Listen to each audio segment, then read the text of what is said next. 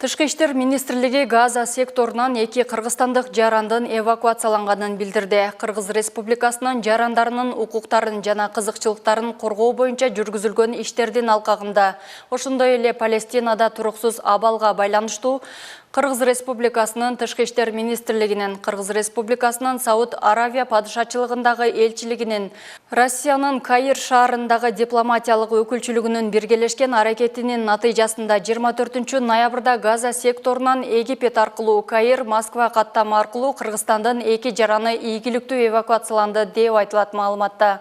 Белгиленгендей, Россия Федерациясынын өкмөтү тарабынан уюштурулган эвакуациялык катта менен Москвага келгенде аларды Кыргыз Республикасынын Москва шаарындагы элчилигинин өкүлдөрү тосуп алышып, мейманканага жайгаштырышкан. Кыргыз тарап Газа секторунан кыргызстандыктарды эвакуациялоого колдоо көрсөткөнү үчүн Россия тарапка ыраазычылык билдирет. Тышкы иштер министрлиги Газа секторунан кетүүнү каалаган Кыргыз Республикасынын жарандарын эвакуациялоо боюнча иштерди мындан ары дагы улантат.